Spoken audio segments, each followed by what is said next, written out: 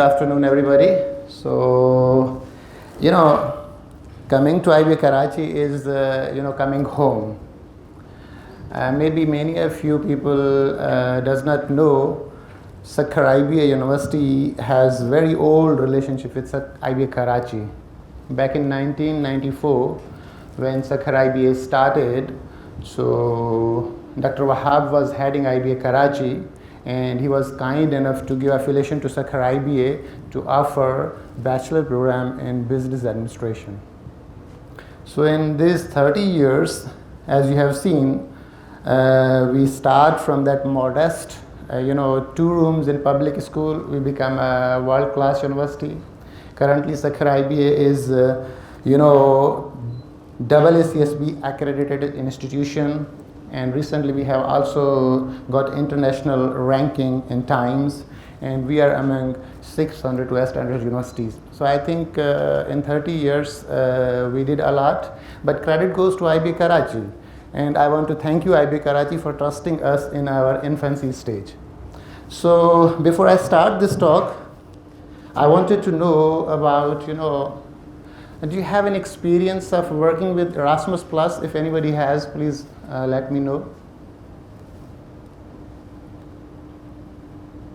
So what's the rough idea? When we talk about Erasmus Plus, it's kind of a scholarship for an individual, or do you think it's something which can fund institutions, and it can fund, institutions to reform systems? Do you have any idea there is institutional funding in Erasmus Plus, or just it is a scholarship for individual? They go, they do their PhD, their masters on Erasmus Plus.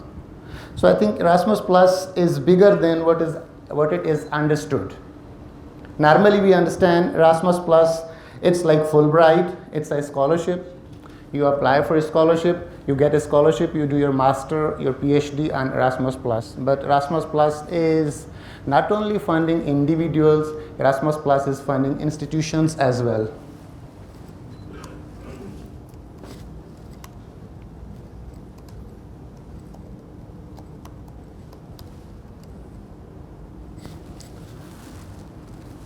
So Erasmus Plus is funding institutions as well. So today's talk is all about how IBA Karachi can use Erasmus Plus funding to internationalize itself. Okay, so the major idea was, there was a very old researcher by the name of Erasmus. He traveled in Europe and he conducted research while he's traveling. So on the name of that guy, this Erasmus Plus award was introduced by European Commission, and it was very common in Europe, and it was available there for last 30 years. So when we talk about Erasmus Plus, it has opened to global community in 2014.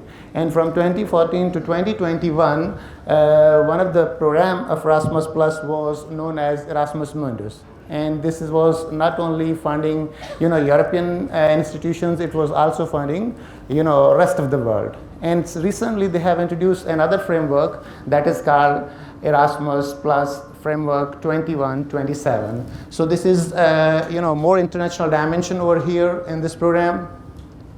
So this new framework is, offering more scholarships, it's offering, generous grants, it's more flexible, and, the institutions across the world can get benefit from it.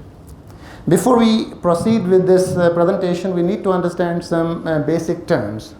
On Erasmus Plus, there are key actions, and one of the key action is one, that is an action which benefit individuals as well as institutions. Under key action 1, an individual, either a student or a faculty, can go on exchange mobility. So the focus of key action 1 is to fund faculty exchanges and student exchanges. Okay, under this exchange, they can give starter grants to foster collaborations. And then there is a key action 2. This key action 2 funding is available for institutions for capacity building. So for example, IBA Karachi want to introduce a new curriculum in BI, business intelligence, and they want to benefit from the best practices of European universities. So under key action 2, they can write a grant proposal and they can get funding from European Commission to learn from the best practices of European institutions, and then they can build the capacity of their faculty. Then there is a key action 3. This is more about policy interventions and reforms. It can provide funding for institutional reforms. For example, after COVID, there was not any setup for online education in Pakistan. All the education in Pakistan was in a traditional way. You have campuses, people go to campuses for their education. During COVID, there was catastrophe, and all educational institutions were closed. There was a need for online education. So if any institution like Higher Education Commission want to reform and want to develop policies for online education, so in that situation, key action 3 is for those institutions, they want to develop policies or reform. So we need to understand these 3 key actions. Our focus today will be on key action 1 and key action 2. So yes, please. This Erasmus Plus, usually the projects are more focused towards European problems or European issues, or we can work on South Asia? In Erasmus Plus, the purpose is to benefit third world. With the money of Europe and with the best practices of Europe, you solve your problems.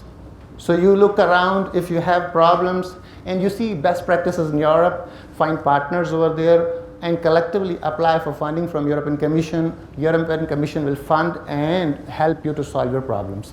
And they want to hold hand and upgrade your systems. Okay? So when we talk about key action 2, under 21-27 framework, there are so many grants which can be applied. And the initial grants are basically to foster collaborations. So these grants are very easy to apply, and they have not huge requirements. They are for the newcomers. They fall in the category of partnership or cooperation. Where is the limited funding, but when you talk about you have more important problems, you want to innovate, then there is a partnership for innovation. The grant proposals are more complex, and funding is also more, and there is more duration for these fundings. And the last is partner for excellence. So in this, again, you have a huge chunk of grant, and that is for a longer period of a time, maybe 5 years, 6 years, and then you achieve excellence with the help of European institutions. So we need to understand 2 terms before we go ahead in the presentation. The one term is a program country. When we talk about program country, it is referring to European countries. Okay, so all the European countries part of EU plus the Balkan region, including Turkey, and the region in Nordic countries like Iceland, Norway, they all are basically program countries. And these program countries were benefiting from Erasmus Plus since the beginning of Erasmus Plus, but this is open to global community as well. So rest of the countries are known as partner countries. So there are some fundings in which only program countries are eligible to be applicant, and only they can hire partners from third countries. But there are other applications where equally third countries can be applicant as well as partner. So when you become applicant, you are coordinating the grant, and when you are a partner, grant is given to another institution in Europe, and you are benefiting through that institution. So it means we need to understand Pakistan falls in partner countries. And in the rest of the world, they have geographical segregation as well. So when we talk about geographical segregation, Pakistan falls in basically Asia, and that is region 5. And this is basically, the countries here in region 5, Bangladesh, Bhutan, and Pakistan is also there. Later we will discuss kind of a fundings which are not national, but they are regional. When we talk about regional fundings, it means Pakistani institutions not only find partners from European countries, but they can find partners from their own region, means region 5. Okay, so it's possible IBA Karachi can write a proposal where they have 3 partners from Europe and 1 partner from Malaysia. So this will be a regional proposal. If IBA Karachi is writing proposal with LUMS, and then they have 2 partners from Europe, this is national grant. And there is also possibility, for example, you think you want to file some grant with Pacific, maybe Latin America. So you want to find a grant, for example, Peru. So in that situation, there is a possibility you can file a grant that is called cross-regional. And there is a different budget for regional grants and cross-regional grants. So for example, for region, national grants, there is a certain budget, then that budget is apart from which is available for cross-regional. Okay, so means there will be additional grants for cross-regional. There are 5 grants for one region, for example, then there will be maybe 2 grants in cross-region. They are not from those 5, they are separate grants. Okay, total scope will be of 7 grants. If you apply in national, funding, it means you will be competing for 5 grants. But if you apply for regional, you will be competing for those 2 grants. So these terms are important. We need to understand them. Then, to be able to apply for Erasmus funding, you need to understand 2 things. If you're collaborating with any university from partner country, that university should have a status of Erasmus Charter for Higher Education, ECHE. If you just go to the site of Erasmus Plus, you will Google ECHE, you will find an Excel sheet, and you will find the details of all universities in Europe, whether they have ECHE status or not. If any university which is not part of Europe and want to file a grant application, they should have PIC. Okay, IBA Karachi has PIC, and IBA Karachi can file application. So if any institution in Pakistan, they do not have PIC, they can go to the basically Erasmus Plus site, they can create their PIC, and once PIC is created, they can, certain documents need to be shared with European Commission to basically get that PIC verified. For example, Charter of IBA Karachi and some other documents. If you have PIC and you want to form a consortium, you look for European institutions which are with ECHE, then these 2 institutions are eligible to collaborate. So we can form a regional consortium where a university outside of Pakistan but within the region has PIC status, then we can form the Yes, of course. Means for third countries, requirement is they should have PIC. And for the program countries, requirement is they should have ECHE.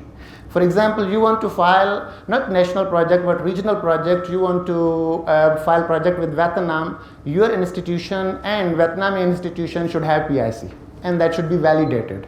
At the time of grant, it is not necessary that PIC should have a validate status. You can file application without validate status. When we filed grant for RAPID, University of Turbat had no validated PIC. University of Balochistan had no validated PIC. But before signing the grant agreement, they have to get that status. So now, after this bookkeeping, I need to come to the different tracks which Erasmus Plus funds. So today I will focus on these 4 different grants. Number 1 is international credit mobility. This is from Key Action 1, and it is focusing on student and staff mobilities. Then we will be discussing Monnet. Okay, this is also a very easy to hunt grant. These 2 are starter grants, which can you can file easily without a lot of effort. But what you need in first grant, you need a European partner which file grant on your behalf, and then your faculty and the student can go on exchange. For Monnet, without help of any European partner institution, you can directly file a grant, then you have to fulfill the requirement of a Monnet. So I should say these are appetizer and starter grants, very easy to file. And then we will talk about Erasmus Mundus design mayors and Erasmus Mundus joint master. Now this, design mayors and joint master, these are one of the trickiest grants to get. So these are grants in which institutions develop a curriculum and then they offer a program, and European Commission is going to fund their 6 intakes. For example, Dean of Business School is planning to offer a program in business analytics.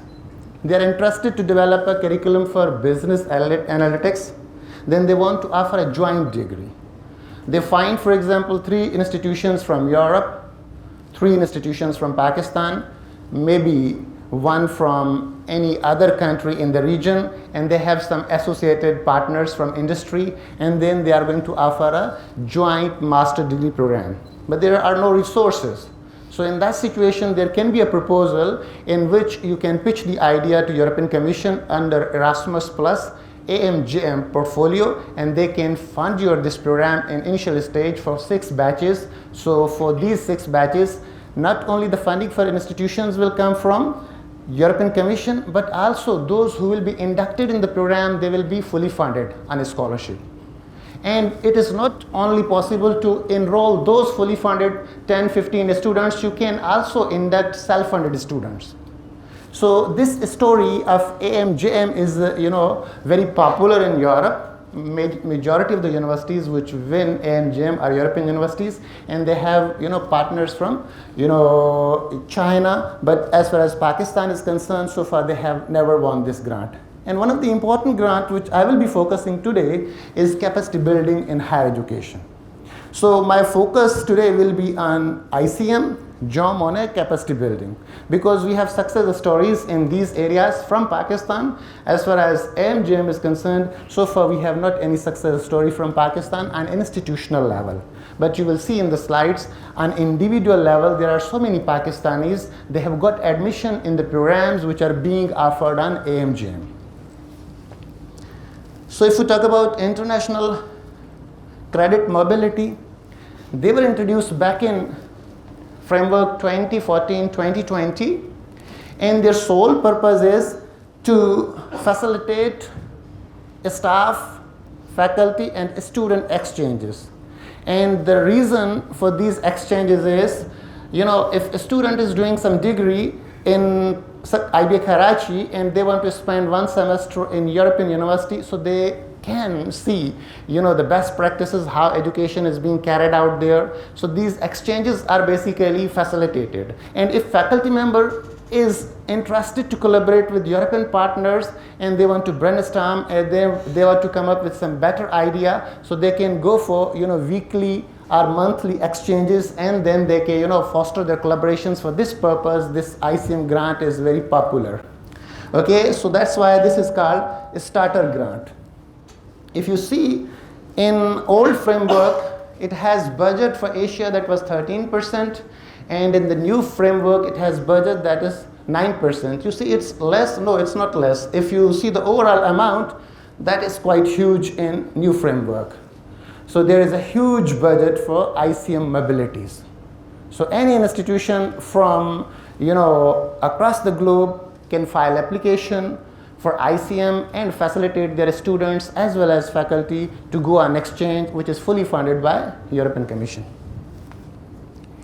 Okay, how we can go for applying for this grant?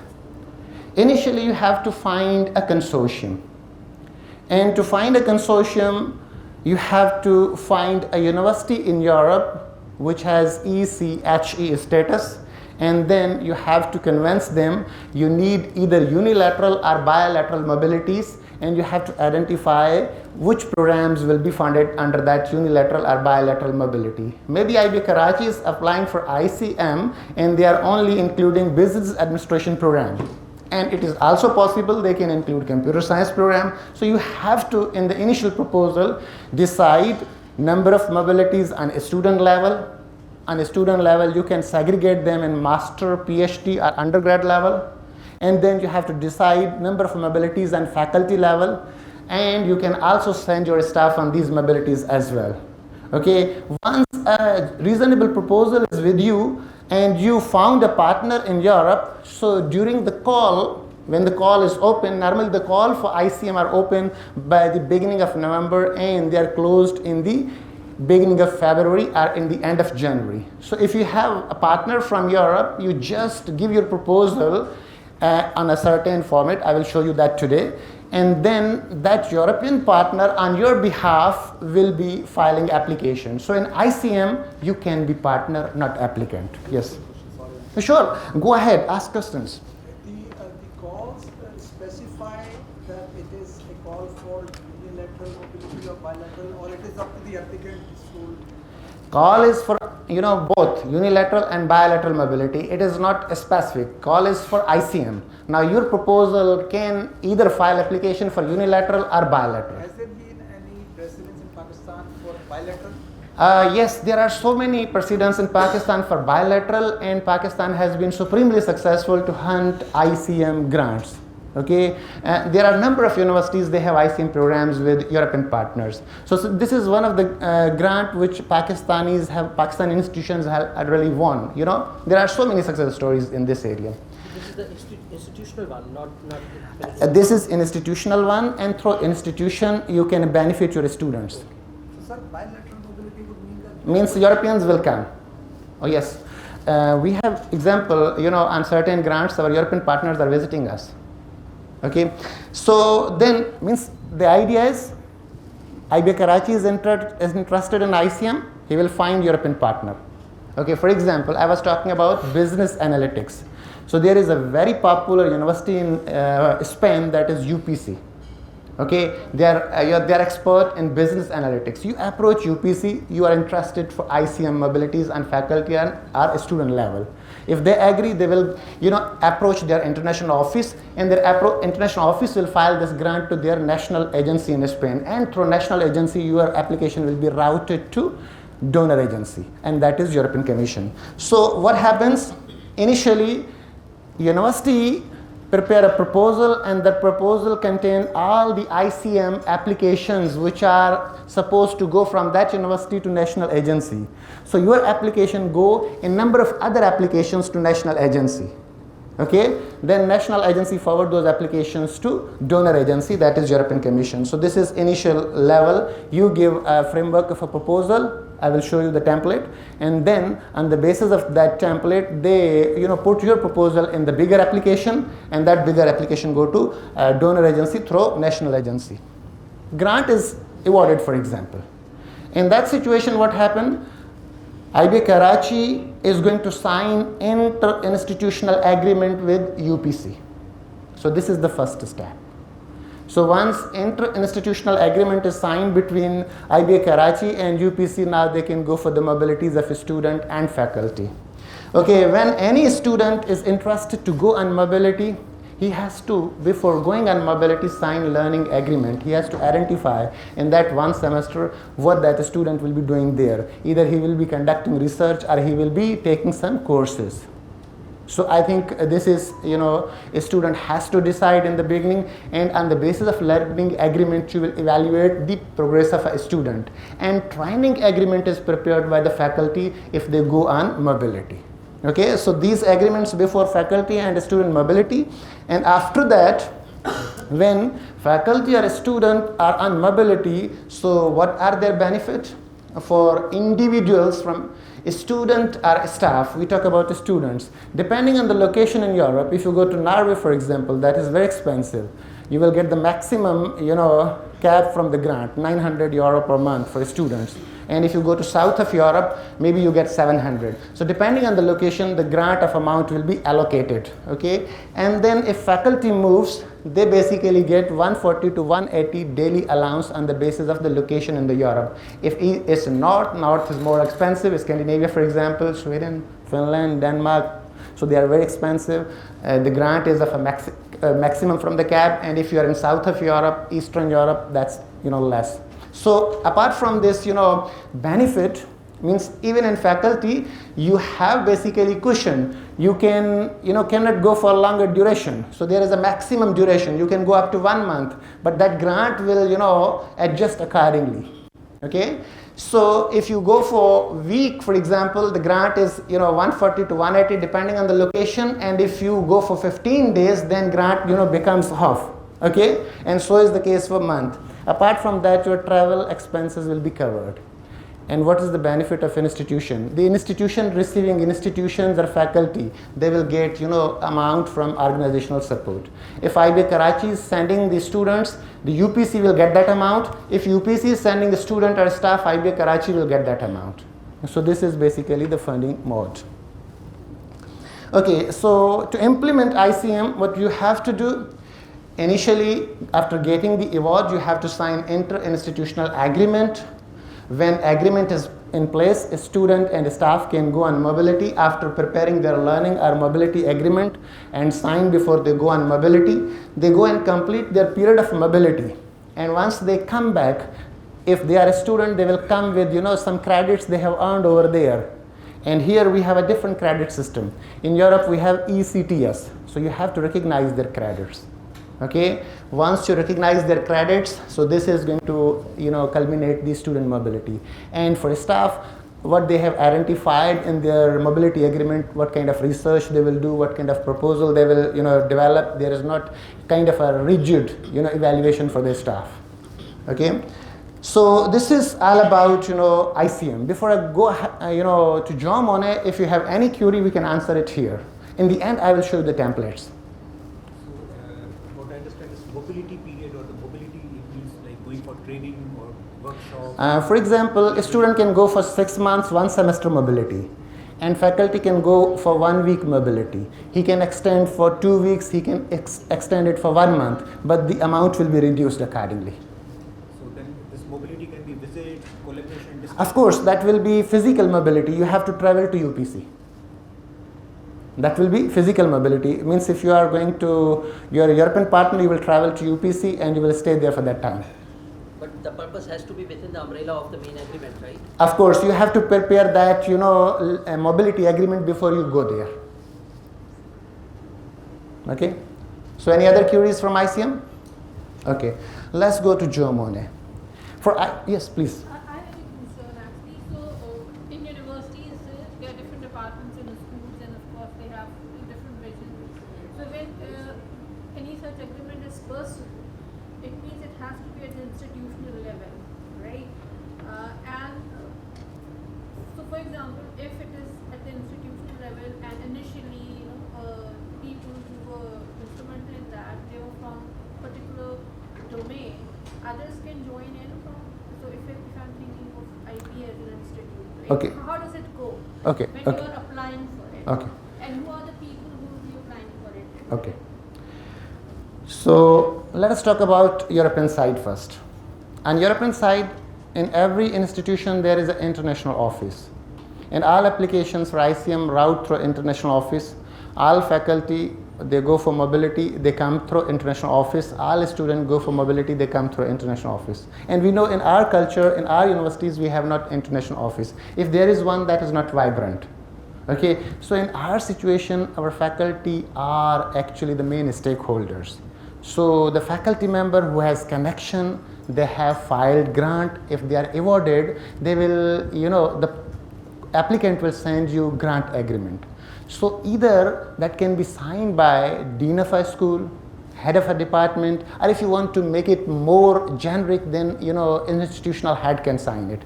If it was for business school, for example, then dean of business school can sign. If there are multiple programs, then maybe head of institution can sign. At any point in time, it's not possible the guy who applied for grant will be taken out of the loop, because he is the person who nurtured this grant and he is the person who is known there, he has a relationship. So my thought process is, because here at IBA we do have an international resource center, but like They are facilitators. yes, so they are basically working in terms of students' domain, right? As that is how we understand. But in case of faculty, they will be facilitator. They could be Okay. Okay, thank you. Okay. Then in this ICM, the weakness is European partners should agree to file application on your behalf. And it's quite challenging. If you have not prior relationship with any European institution, it's very difficult to convince somebody. Okay, so you should, especially here, your faculty play a very positive role.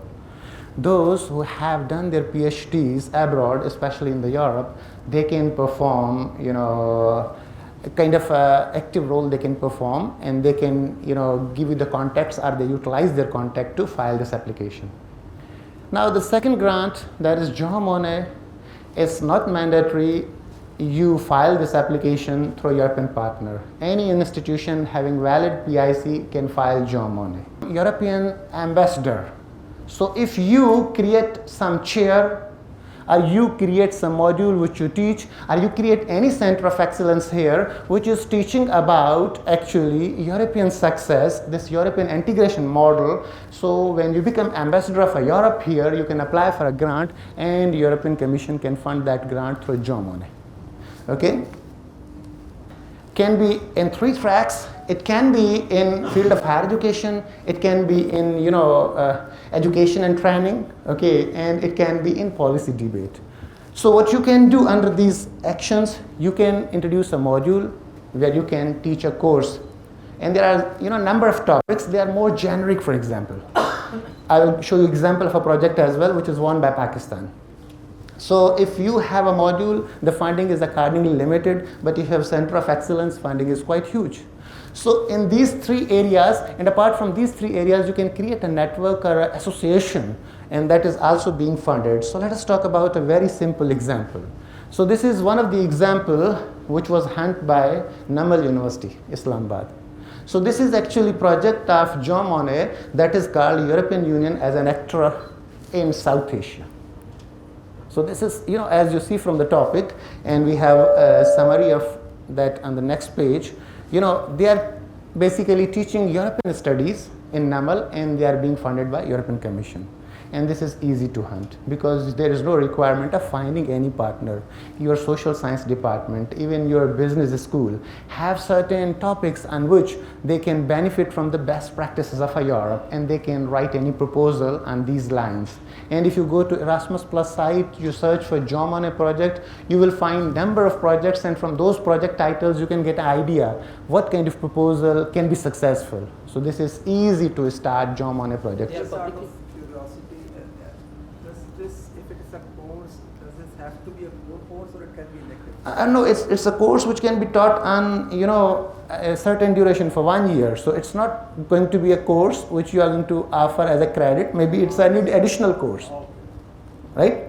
So it's like in 1 year you agree in the project proposal, you will be teaching certain hours on certain topics in certain month. So it's more in informal setting. It's not a course which will be taught in any program and you will give credit, because this is course not from curriculum. This is course which is actually which is talking about the European best practices. Maybe it does not fit to any curriculum.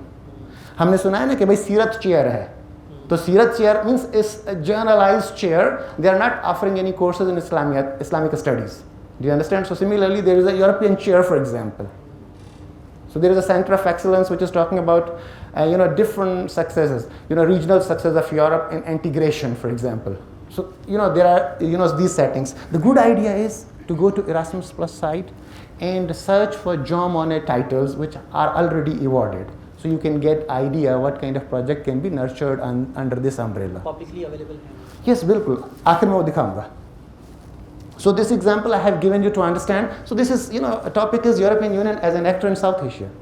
This is not explicitly teaching what Europe has achieved, but ultimately it will be telling us Europe has achieved so much, not in Europe, but in South Asia as well. So what Europe is achieving, this offering through these grants, means when they are offering grants, why Fulbright grant is being offered here? Why, Erasmus Plus is being offered here? This is called public diplomacy. It is called public diplomacy. So that's why they are offering these grants. If we are basically thinking Europeans, Americans are evils, so what they want to do, they want to change perception. So to manage that perception, what they do public diplomacy. So this is actually one of their public diplomacy tool. They engage you in these settings. Anyways, let's go ahead. Perception. So to manage that perception, what they do public diplomacy. So this is actually one of their public diplomacy tool. They engage you in these settings. Anyways, let's go ahead. So these 2 grants were starter grants. Without much trouble, anybody can file these applications. And believe me, if you give 1 week, you will be able to develop one application. Okay. For ICM, the limitation is you should have applicants university from Europe. But for the second one also, there has to No. be an institutional application? IBA Karachi will have one PIC, all applications will go through that PIC. And for PIC, you should have LEAR in your university. And when you file application, that LEAR can create an additional account for you. And then you can file application. So you have already PIC that is validated, and there must be some LEAR here, legal representative, which is managing this portal. And when you file application, either that legal representative file on your behalf, or he can create another account for your application, and then you become the manager or coordinator of that project. Okay, so this is something which is quite difficult to achieve and very difficult. I will not go in the details of this grant, but I will give you an idea. So this is Erasmus Mundus Joint Master. Let us talk about, you plan to offer dual degree with European universities. Still curriculum is not in place. Okay, for example, business analytic degree with UPC. IBA Karachi is interested to offer, but so far there is no curriculum. You need some additional time to set up the consortium. You need additional time to set up curriculum. So what you need to do, you need fundings.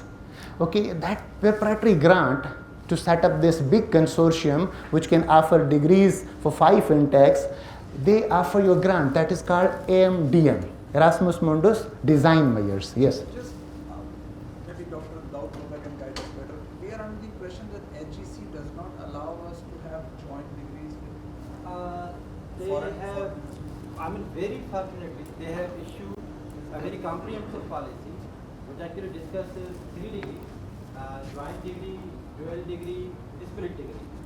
And in that document they mentioned what are the requirements for a Pakistani university to offer these type of degrees. But obviously there are some bureaucratic hurdles.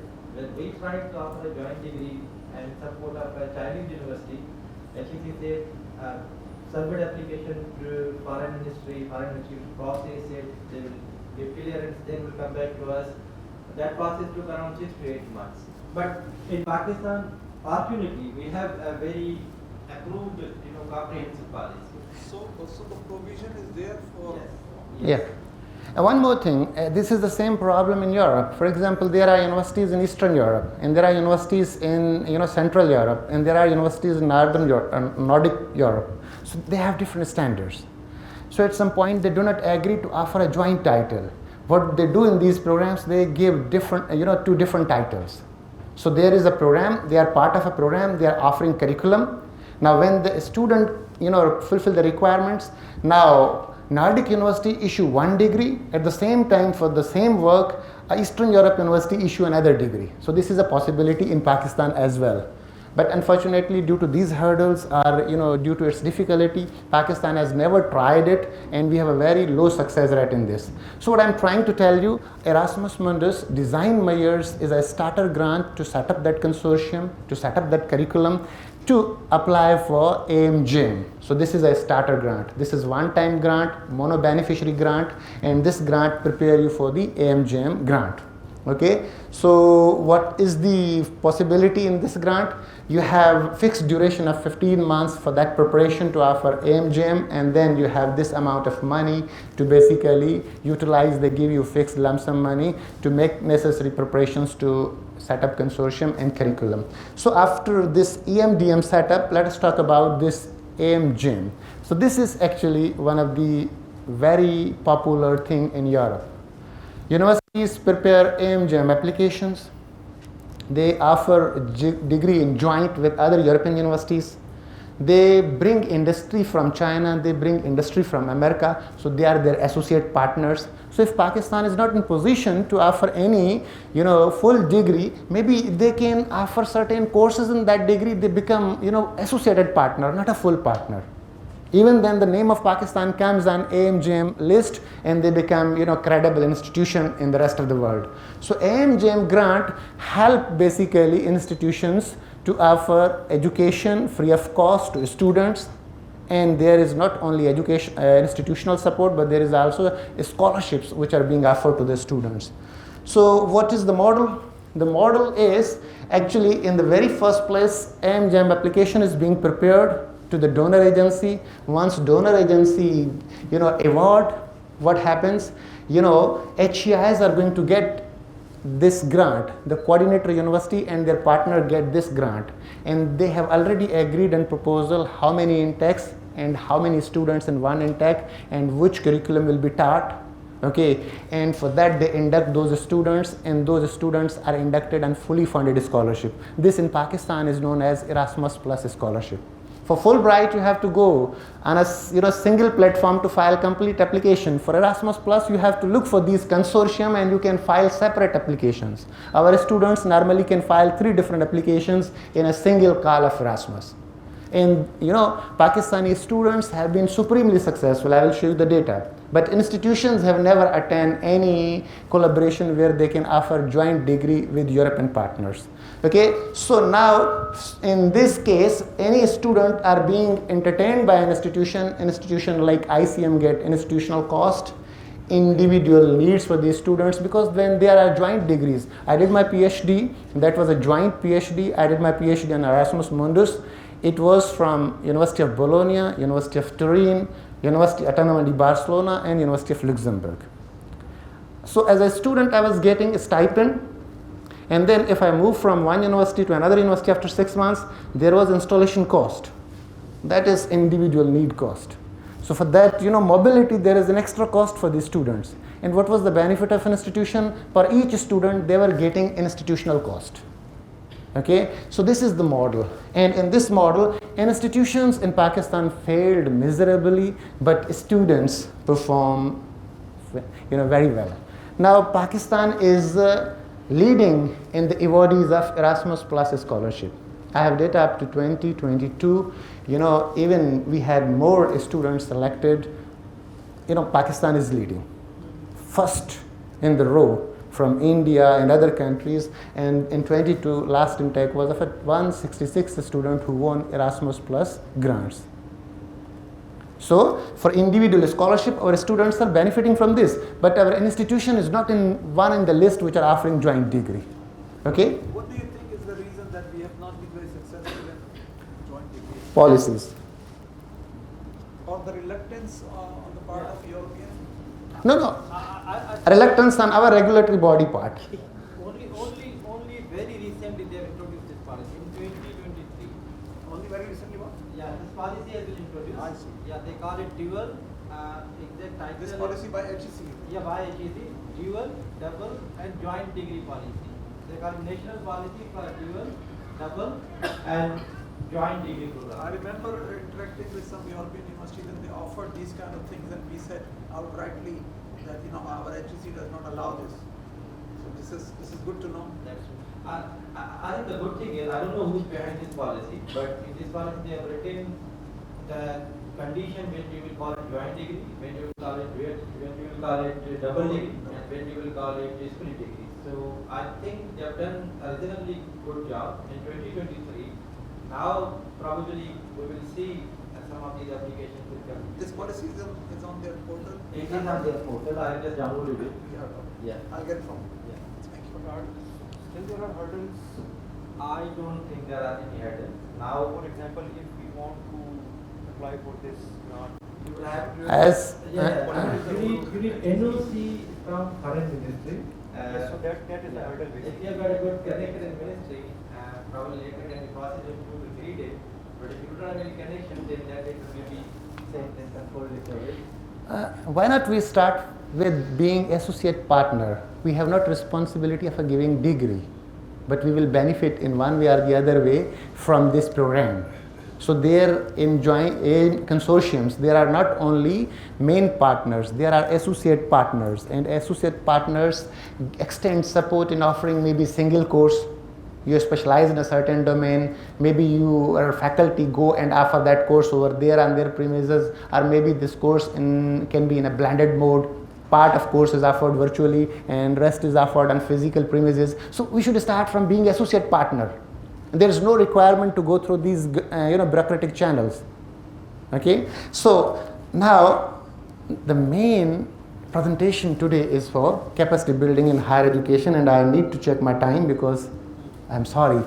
It has. Okay, I'm so sorry. I will be a little quick. So this is where we have been supremely successful.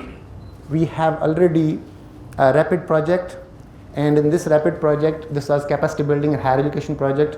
We applied back in 2022. We were awarded this project, and this project is started in 2023, from February 1st, 2023. In this project, we have 3 European partners. We have LNU from Sweden, we have NTNU from Norway, we have Spenzia from Italy. Sukkur IBA is coordinator university. We filed this application, we got this award, and then we have, Pakistani partners. From Pakistan, we have IBA Karachi. SMCS, your Mathematics and Computer Science School is part of this project. Dr. Shakil and Dr. Shahid are basically coordinating with us on this.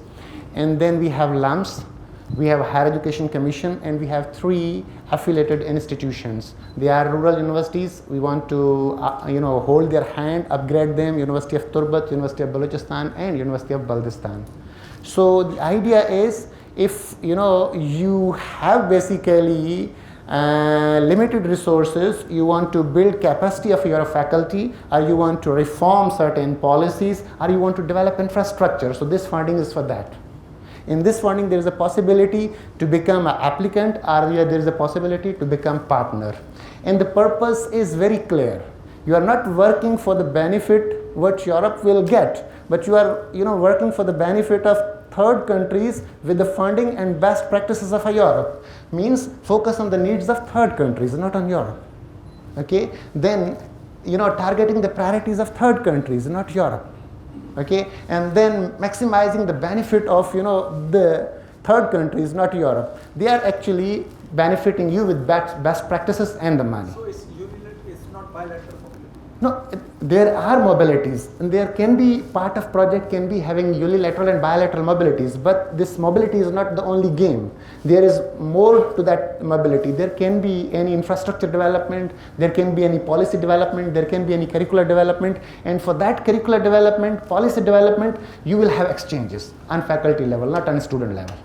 Okay, and these can be bilateral and these can be unilateral. So, these are some of the objectives. I should be quick because I have already spent a lot of time. So, हमारे पास है ना time? We have to Okay. Okay. So, एक और presenter भी है. So, what we have to do actually in this capacity building, we have 3 different strands, and there are priorities, and then there is budget, that is lump sum, and we have to apply on funding and tender portal.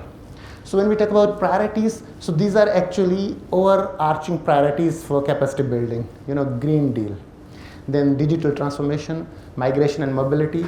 This migration and mobility is overarching priority, which is not for region 5.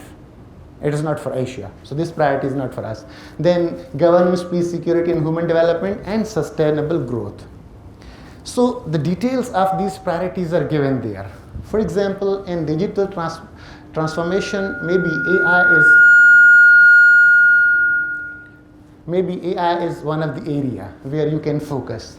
Okay, so I think after these priorities, what you have to do, you have to choose this trend you are applying for. The first is for the beginners and the newcomers.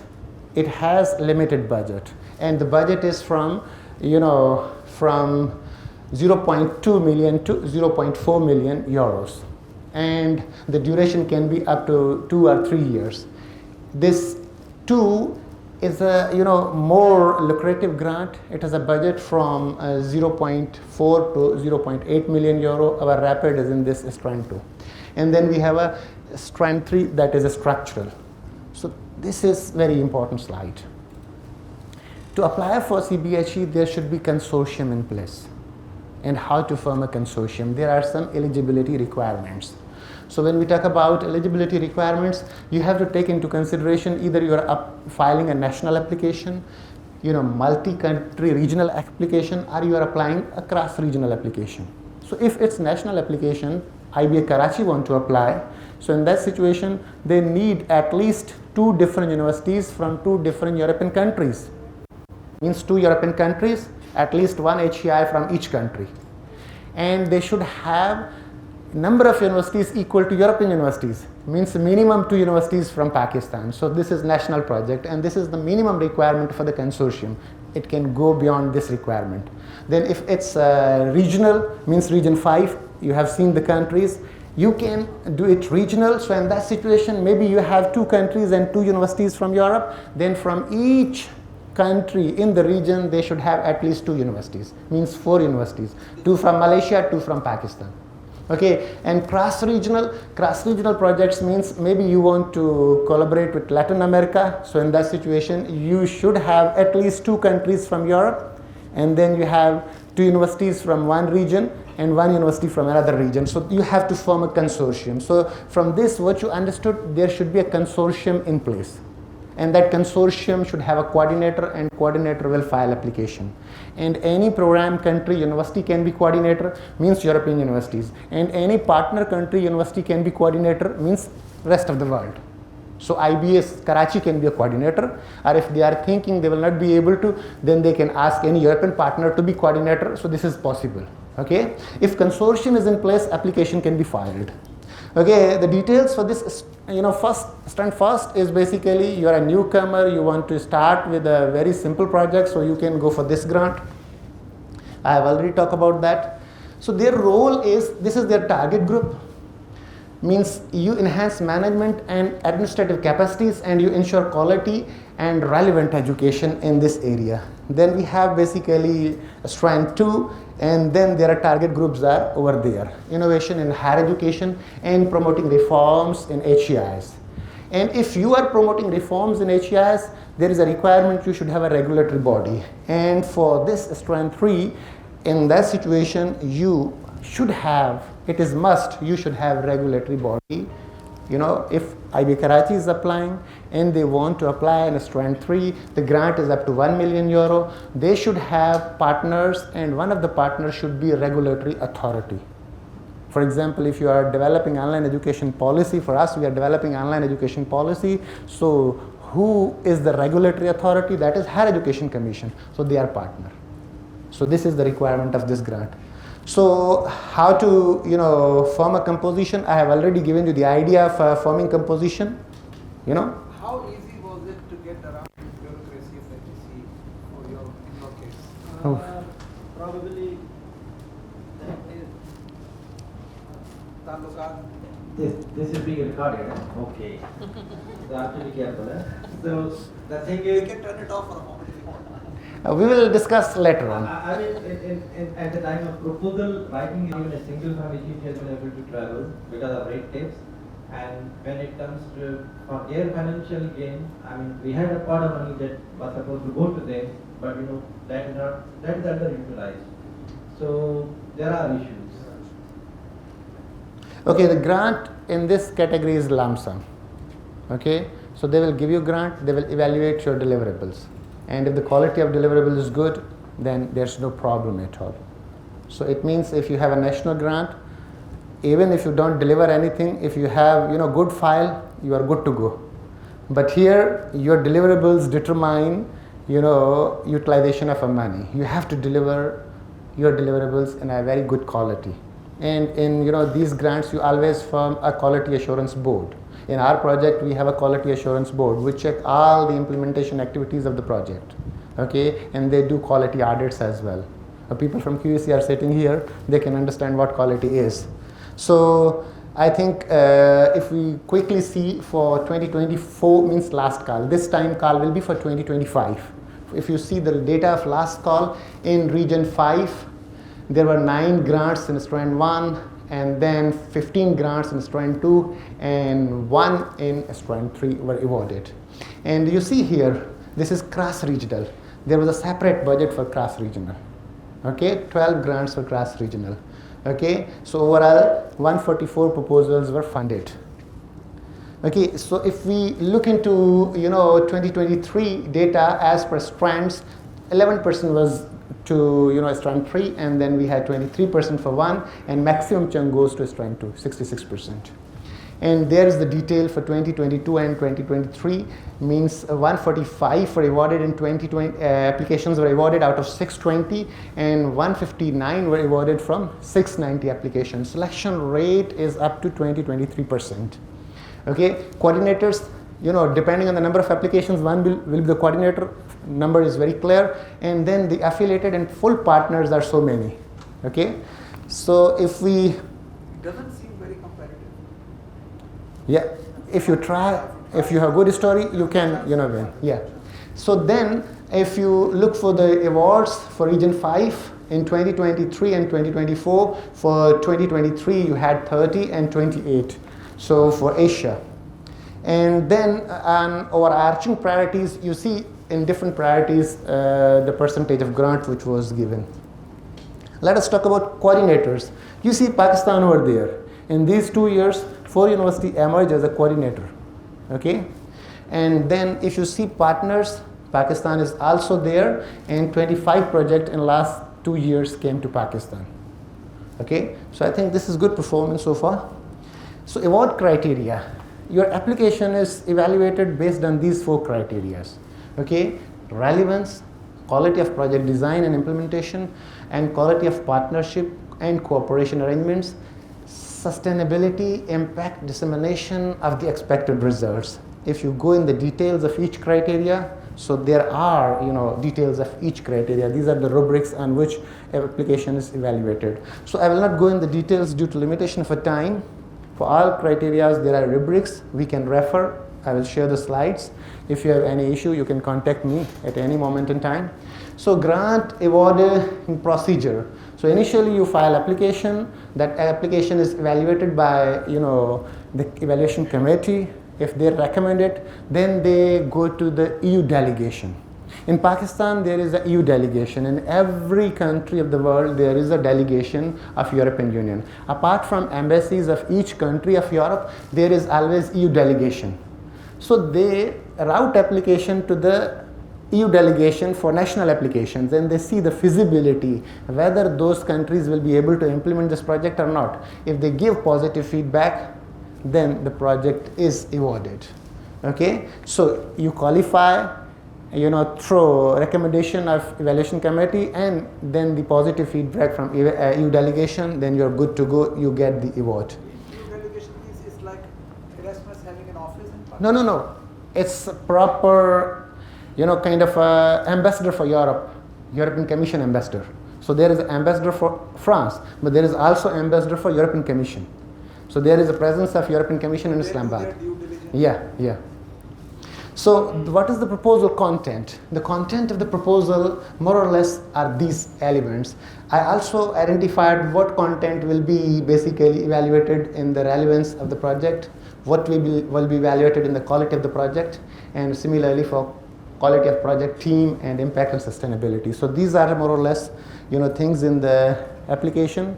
There are 2 parts of the application which will be filed online on funding and tender portal, part A and part C.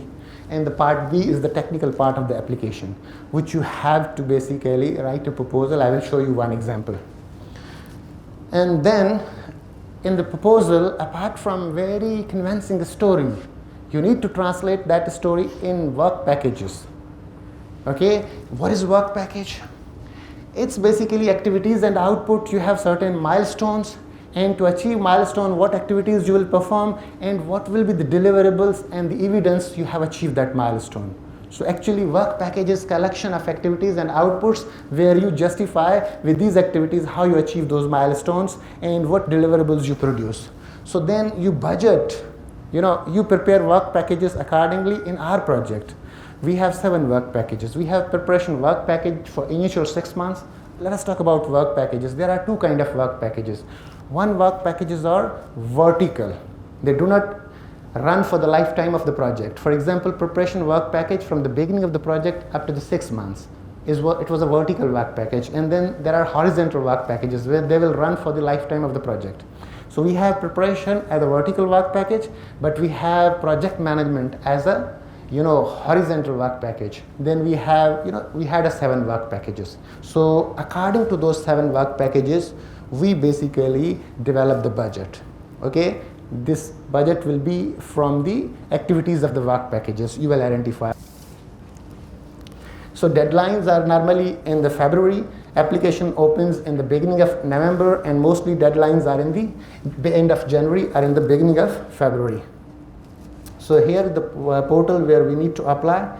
Let us go to the portal. I'm sorry, my internet is not connected to Wi-Fi. So let us see few more things. This is our proposal. I just want to give you an idea how our proposal look like. So this is our complete proposal. It will be very difficult to discuss each element of this proposal, but you can quickly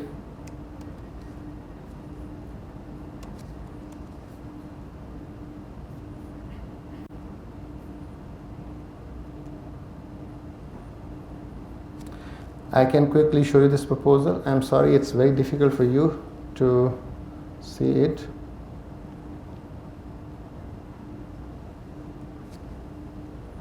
So this is our proposal. This is part A of the proposal. It is more administrative data in nature. This is filled online, which become part of application. And this is technical part B of the proposal. And as you start with the very nice story, and this is all the elements of a story. And then you have LFM, where you justify your activities. Okay, then you have basically detailed partnership, arrangements. Then you have, details of work plan, where you talk about work packages and their different tasks. These are the work packages where you have to give details of all tasks. There you identify tasks, milestones, deliverables, everything you identify here. And this is the timeline for the project. And other elements also include ethics, and then there are certain declaration details of the people who will be involved in the project. So this is actually an example of a template. Then this is the budget. From these work packages, you can create a very interesting budget sheet. This is already given template by the European Commission. So you create budget according to the template of European Commission, and you create budget for each partner separately. This is Sukkur IBA budget, and this is, for example, Spenzia budget. This is budget for LUMS. This is budget for IBA Karachi, for example, and this is overall budget for everybody. And if you have some hardware, you have details of that hardware as well in the budget. So then according to those criterias, there will be relevance evaluation. So your evaluation report look like this. So they evaluate your project according to those criterias. So this is our overall score, 74, and then there is a score in the first criteria, relevance. Out of 25, we have 25 out of 30. Then in criteria 2 we have 19, criteria 3 and 4 score accordingly. So this is a very detailed feedback of the proposal. So when they share the decision, they Also share the feedback. Even if it's not successful. Even if it's not successful, yes. And I think apart from this, I wanted to show you the portal, but my Wi-Fi is not connected. I give the floor to Dr. Sher, and then in the end I can show you the portal. What Javed has delivered, it was more technical, and it was more kind of hands-on, and I'm sure had there been internet, Javed would have opened the portal to show you how easy it is to file an application, not a very difficult process. And obviously they usually open it in November and close in Feb, so they give around 4 to 5 months, so which means it is actually a work of 4 to 5 months, and probably 30 to 40% of the time is in consortium establishment. So if you already have a good consortium, then things become very easy to work with. So what I will be doing, I will share with you the good practices that we have followed in order to win these international collaborations. Yes. And the most important thing probably is the story. When you've got consortium established, if you've got European universities at your disposal, then the next big thing is the story. How you build a story, then how you connect that story with what is actually expected from overall grant call. I must tell you, it's not only that Pakistani partners are very much desperate to go for EU funding. Even European universities are always searching for Pakistani partners. They also need partners from this part of the world. I mean, especially South Asia, and if I say more specifically from Pakistan, for one simple reason, we have been neighboring country to Afghanistan, we have been a neighboring country to old Soviet Union. So these are the reasons why we have a very huge importance in overall global outlook. So it's not only that we are after these grounds, yes, even Europeans are also always willing to take Pakistani partners on board. So when I tell you story is important, what I mean in your story, you should have some keywords: inclusive education, diversity, gender equity, 21st century practices, rural education, climate change, poverty alleviation, technology integration. I mean, we have been talking about business analytics, business intelligence, so probably a kind of merger between business education and artificial intelligence, probably a very saleable idea that you can build upon. So then generative AI, these days we have been discussing in the morning what will happen 5 years down the line, because we can see ChatGPT came in 2019. In only 4 to 5 years, it has changed overall landscape of education. Though as a teacher we are a bit reluctant, we are not admitting, but our students are, whatever they are submitting, it is generated. Anyway, global citizenship, social inclusion, cross-cultural communication, digital literacy, distance learning, remote education, these are some of the terms that we are discussing in your proposal. They are very much saleable, and you need to then connect them with SDGs. And almost everything connects to SDG. You just need a good writing skill. You should be able to connect your idea with what SDG is. When we were writing our story, we also connected our idea with the SDG related to education, related to gender equality, because we need to understand when you have online education, then girls have more opportunity to participate in higher education than face to face. And especially in our culture, I mean, I remember we wrote one story in our document, and that story was when HEC opened online education in Pakistan. Then in Balochistan University, there 86% of the applicants for their distance program, they were female participants. So it actually indicates online education is one good solution for girls' education in Pakistan. I mean, we know that our parents are not willing to send them to co-education system. That is probably the reason why we have got women universities. But when there is online education, then girls' participation is probably much easier to work with. So these kind of things, if you are going to bring in your story, they will be winning. Then the most important after your story is your GDPR consideration. GDPR is nothing, just a kind of phenomena that happened after what happened with Facebook, Cambridge Analytica, Mark Zuckerberg, privacy of your data on social media.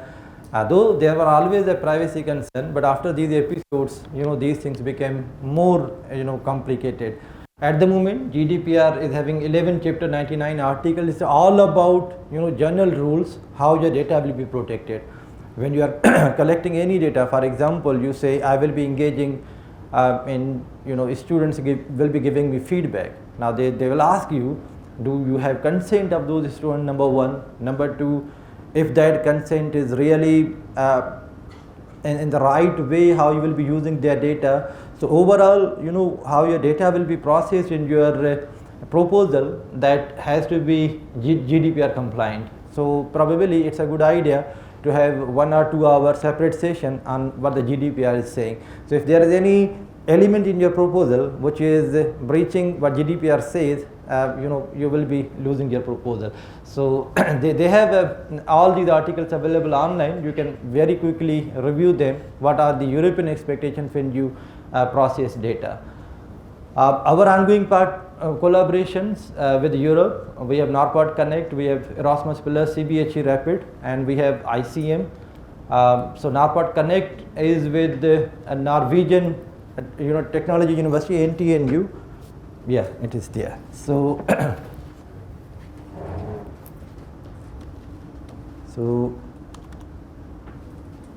so this is our project website with NTNU. This project is actually a 5-year funding. It is under Norwegian Research Council, and they open it every 4 years. And unfortunately for the year 2024, they already opened it, and the submission deadline was, I believe, somewhere around March. One of the proposals has been submitted in collaboration with Sukkur IBA and IBA Karachi. Dr. Mujib is part of that project, and that is related to, I think, business analytics.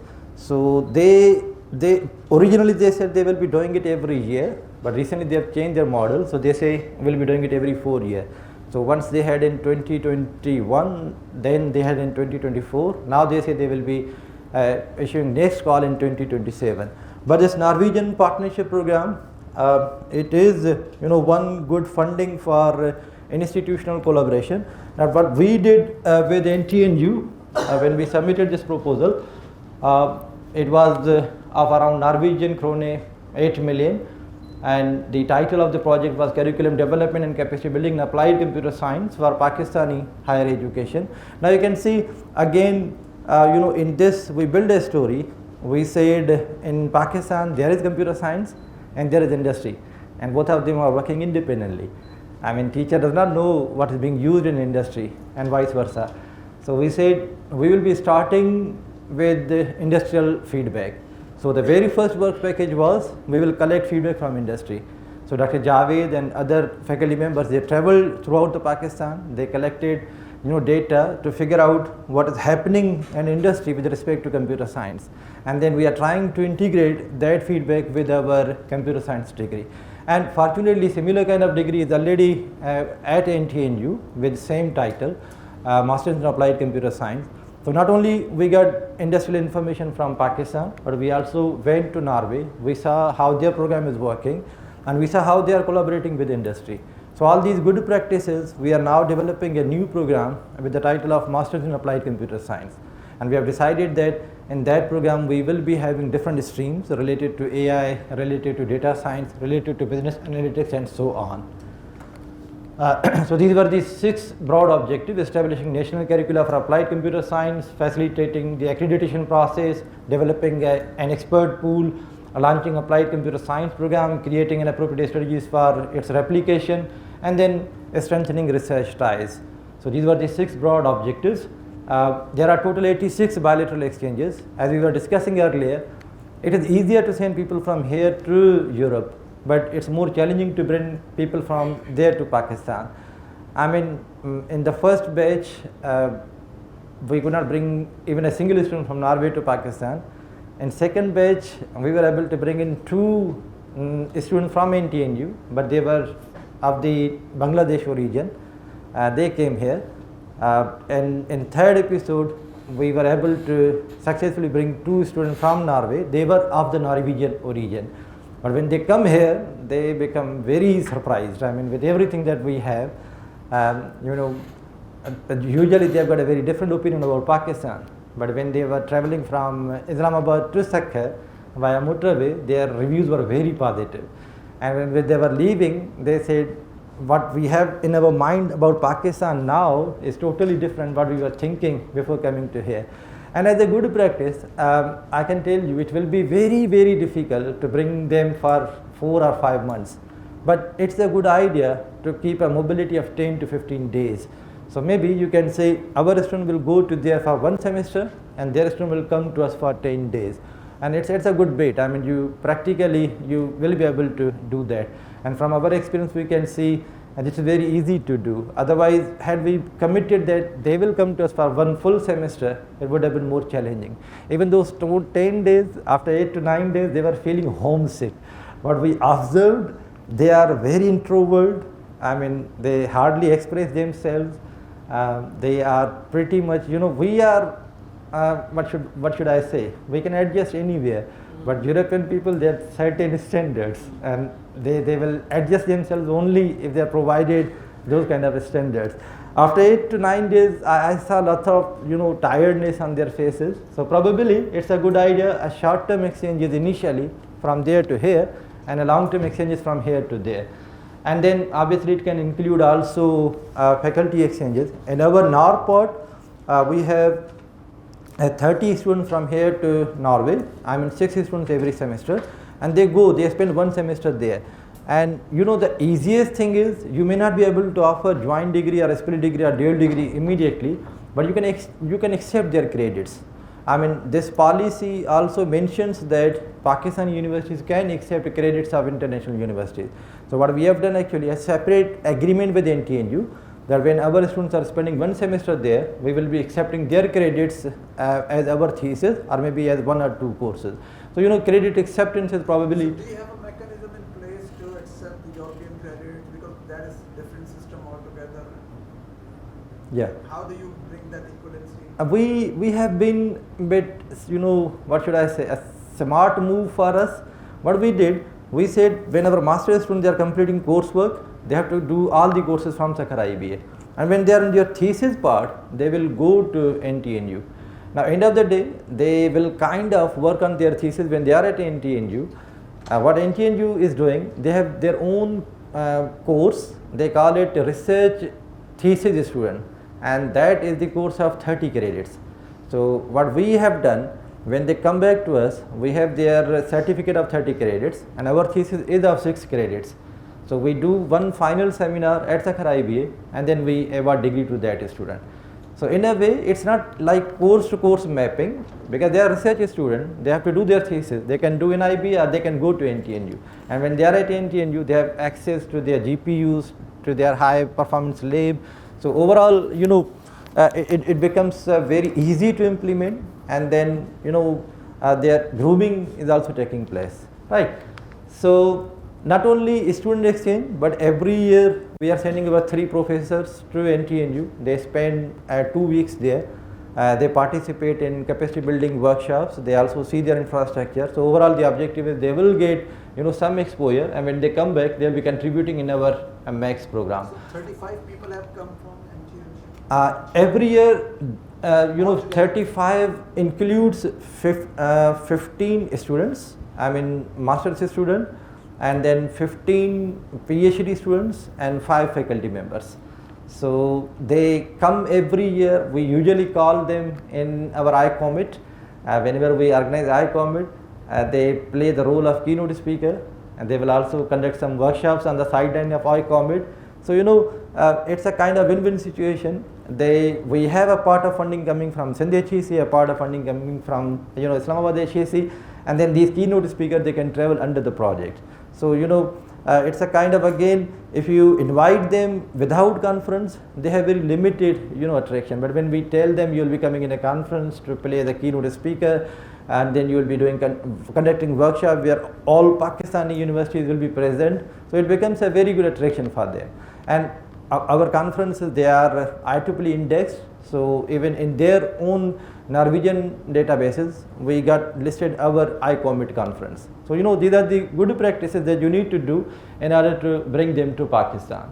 And then not only short-term exchanges, we have also 6 fully funded scholarship for master's degree from NTNU. So they say, here is your bachelor student, you nominate them, we'll give them admission to NTNU. Otherwise, winning admission in NTNU is hugely challenging. They have more than 2,000 applicants, and they select only 20 to 30 students. So if you apply independently, admission from Pakistan is probably next to impossible. But when they have got our reference letters, they more often than not, they are able to win the admission. You can see these are some of the highlights when we were visiting industry.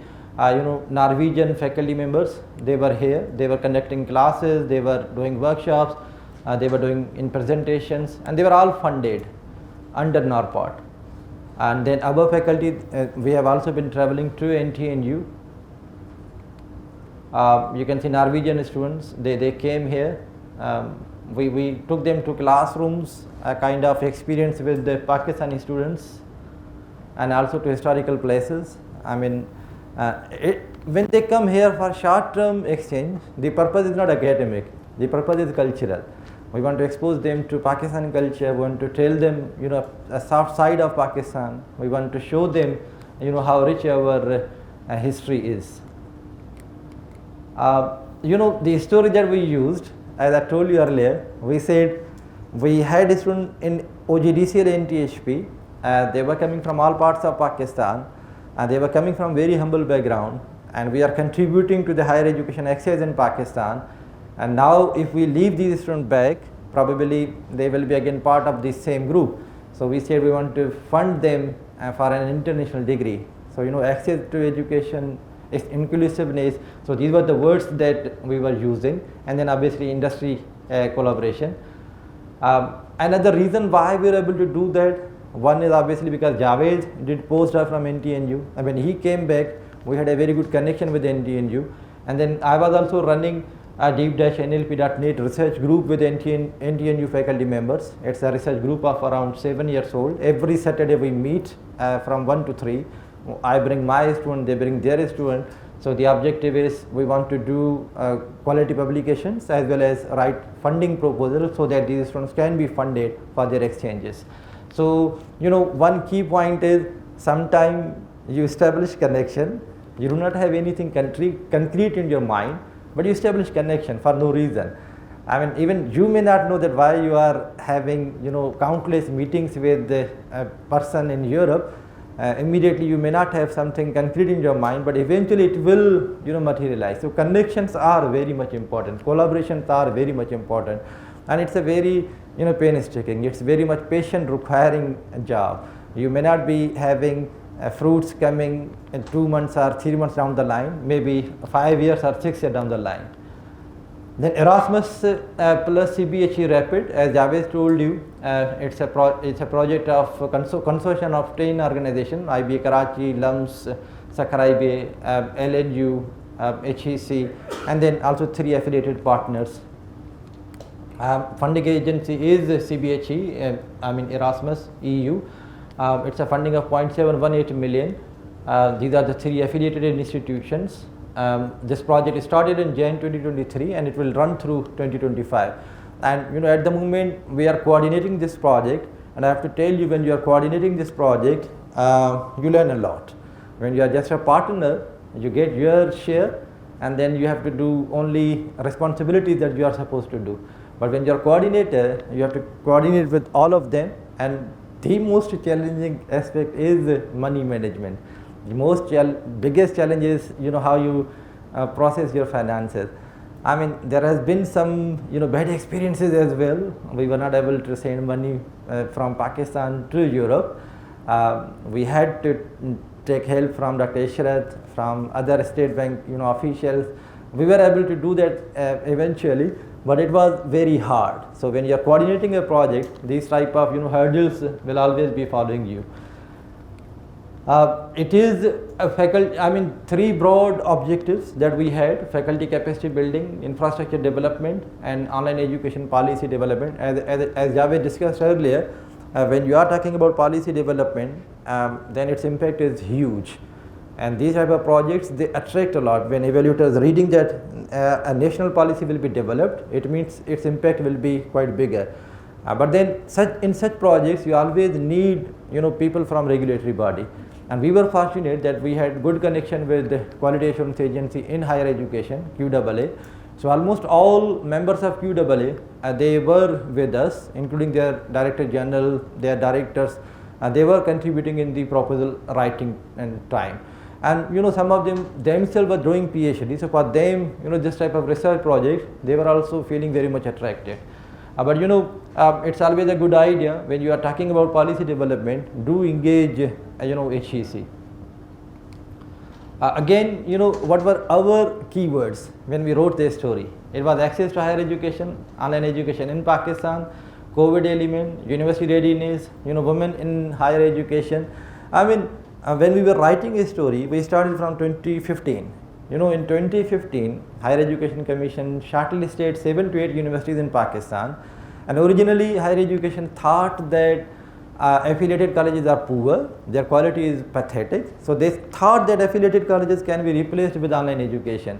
So they saw online education as a solution for affiliated colleges in Pakistan. They selected 7-8 universities, we were one of them.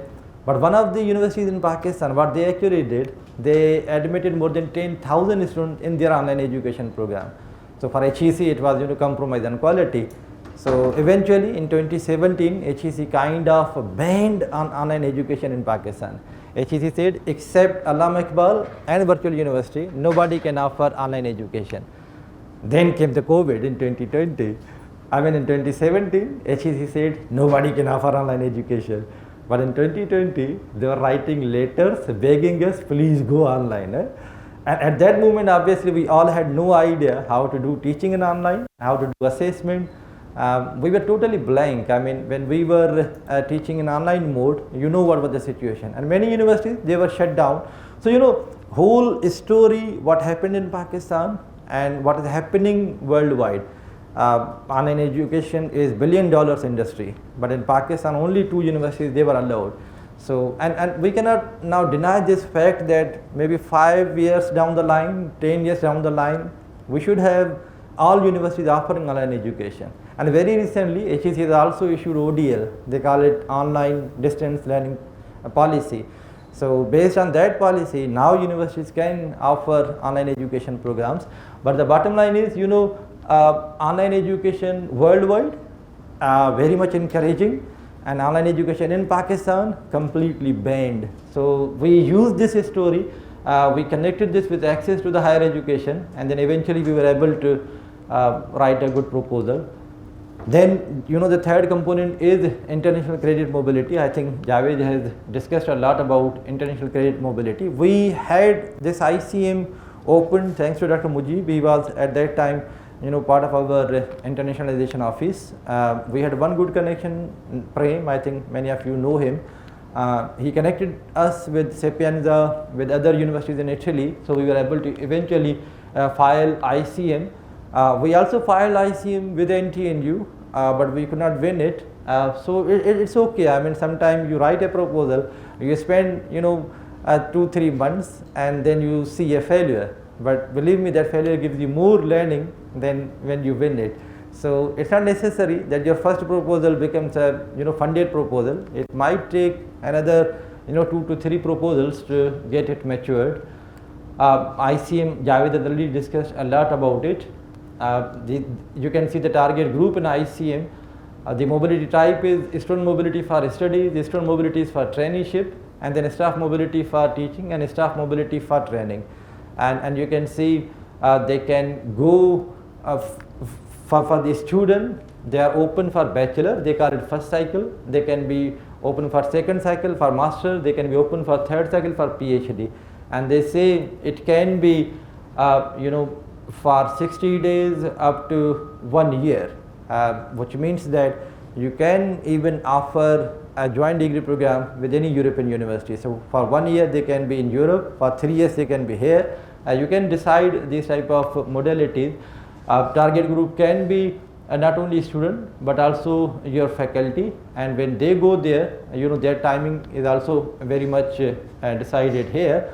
And I think at the moment it is open, or it will open in November, and it will probably close in Feb. And as Javed told you earlier, it's a low hanging fruit.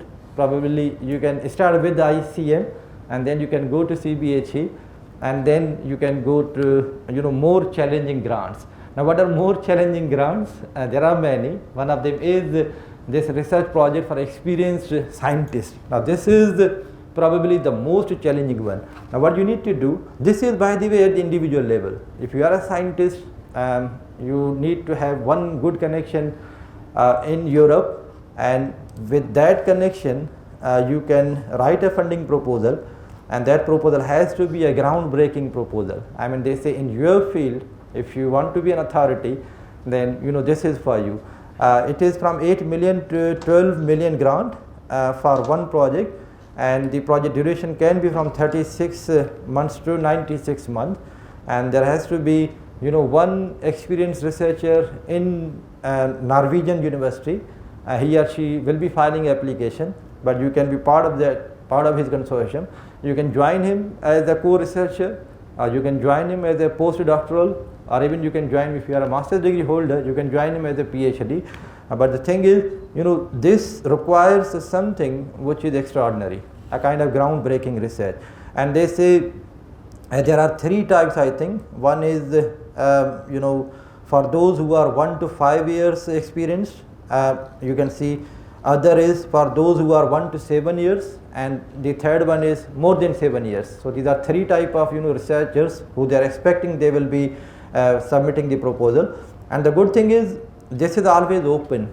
There is no deadline. You can at any month of the year you can collaborate with some researcher, and if you both agree on any idea you can write funding proposal and then you can submit it. But you know they are very competitive. You know they very seriously review your application. It has to be something which is groundbreaking research. You know this is the key term when you are submitting your application as a researcher project for experienced scientist. Second opportunity that an individual can get, it is MSCA postdoctoral fellowship. I think this is one reason why Pakistanis have been on top of the list. I think if you see on the American side it is Fulbright, on the European side it may be Erasmus for the PhD degree, and for the postdoctoral MSCA is highly prestigious, highly competitive. I think 7 to 8% acceptance rate. Again under MSCA you should have your PhD done within 8 years. If you have done your PhD before 8 years then you won't be eligible to apply for this one.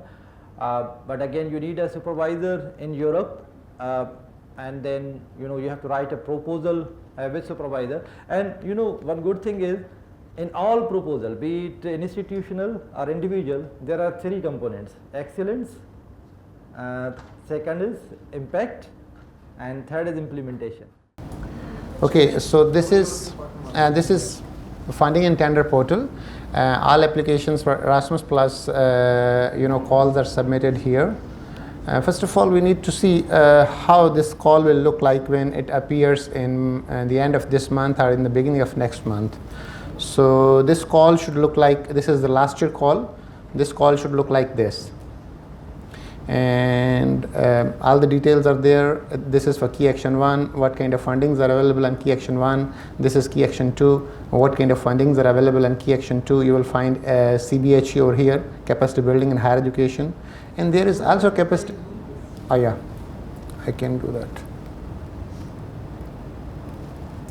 Okay, so key action 1 is mostly for mobility of staff and students, and then key action 2 is more about capacity building and institutional development.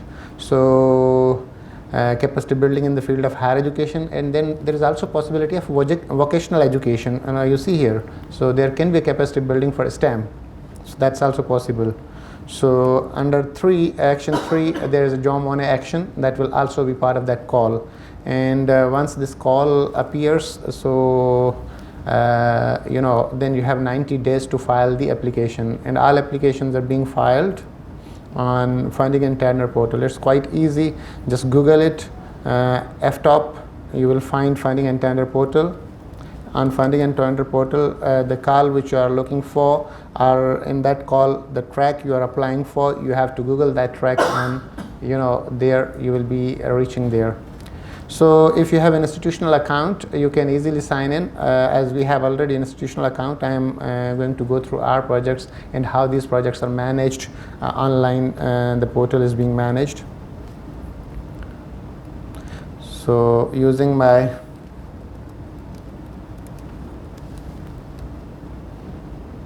action items of the किसी एक action item पे हम apply करेंगे या combination? Normally you have to apply for all 3 separately. For example, this time you may apply for ICM, this comes under action 1. You may also apply for CBHE, this comes under action 2. Even you can apply for John Monnet, it will be under action 3. So 3 separate application and 1 for each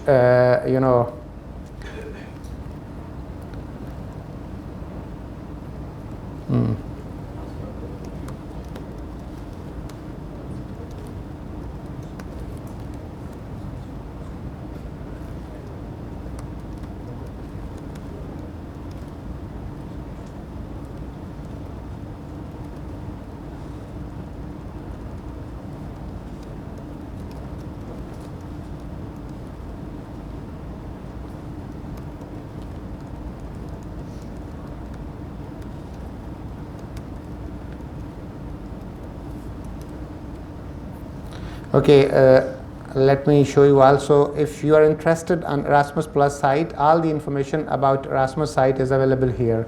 Just you Google Erasmus and you will be on this page. And if you want to see the guidebook, the complete guidebook for Erasmus program, call jo nikalti hai wo guidebook se hoti hai. The latest guidebook is also available. It's in downloadable form and you will see the details of the all program. So this guidebook look like this. So this is the latest guidebook for 2024. All the details for all these actions and the requirements are available in this guidebook. So this is kind of a Bible, and before you apply you go through this guidebook. All right, and the discussion which I had made, you will find all the details in that guidebook. Once you are in the phase of finalizing what kind of proposal I should write, so it's very simple. Go to the projects and here search for existing proposals. For example, you are interested in Monnet or you are interested in CBHE, go and try to see what kind of CBHE projects are already awarded. I selected project status completed as well, ongoing and with results. So then I have to select the action, for which action I am looking for. So maybe I can select here key action 2. Okay, in key action 2 I am more interested in capacity building in higher education. So you will find down the line capacity building in higher education. This is capacity building in higher education.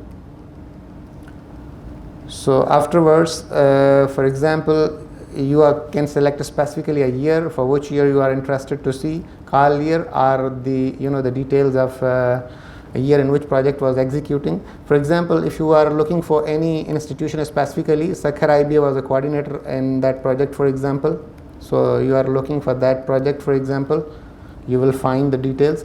या फिर जितने भी पाकिस्तान को मिलें तो आप उन पाकिस्तान के तमाम प्रोजेक्ट्स को भी एक्सेस कर सकते हैं. So from here you can get actually जी इंस्पिरेशन कि किस किस्म के प्रोजेक्ट अब तक जो है ना वो डेवलप किए गए हैं और मिले हैं मुख्तलिफ इदारों को. सो यहाँ से फिर अकॉर्डिंगली जो है ना आपकी सर्च के रिजल्ट्स आते हैं. So you can see different projects which were awarded here, and if you want to see the downloadable the details of the project, for example मैंने already पाकिस्तान के जितने भी project हैं उन तमाम को एक एक्सेल शीट में डाउनलोड कर रखा है आप लोगों के लिए. आप इस एक्सेल शीट पे जाएंगे तो आपको उन तमाम प्रोजेक्ट्स की डिटेल्स भी मिल जाएंगी और फिर उनकी क्लिकेबल लिंक भी मिल जाएगी. फॉर एग्जांपल ये सारे पाकिस्तान के प्रोजेक्ट हैं जो पाकिस्तान ने विन किए हैं. ये सारे डॉक्यूमेंट्स मैं शेयर कर दूंगा आप लोगों के साथ. सो यहाँ से आप उन प्रोजेक्ट्स को बड़े आसानी से देख सकते हैं. So this is Erasmus portal. Now come to this F-top. I become professor, so I forget my passwords. I'm so sorry.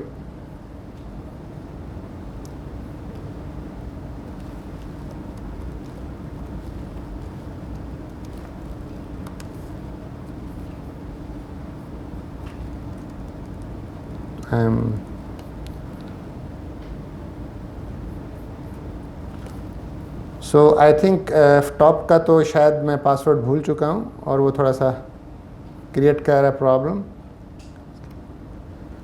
ये आपके मुख्तलिफ जो प्रोजेक्ट्स हैं उनकी डिटेल्स आपके सामने आ जाएंगी.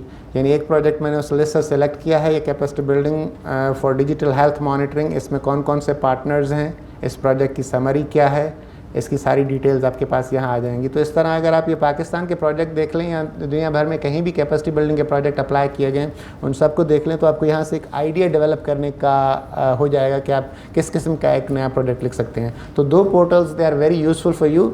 One is funding and tender portal, उस पर आप अकाउंट क्रिएट करेंगे, अप्लाई करेंगे, और दूसरा ये Erasmus का पोर्टल जहाँ पे आपको बेसिक इन्फॉर्मेशन मिल रही होगी तमाम चीज़ों की. ठीक है जी. So I think with this we close. कोई सवाल है तो please go ahead. Institutional coursework की बात की तो one of your project IBA mathematics. So do we have to ask what we can create another. When we talk about funding and tender portal, when PIC is created, they also require validation. Anybody can create PIC for IBA Karachi. But to become a validate PIC, they need documentary evidences.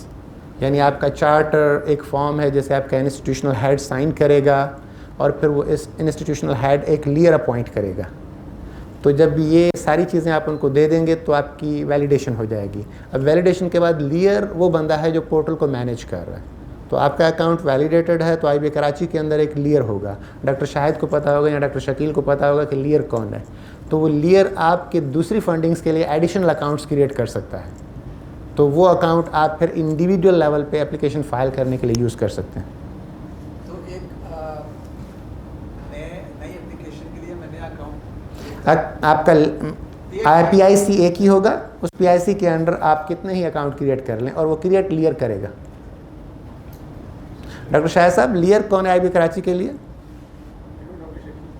आप उन doctor Shakeel को अगर कह देंगे तो आपके additional accounts भी create कर सकता है और फिर आप अप्लाई भी कर सकते हैं।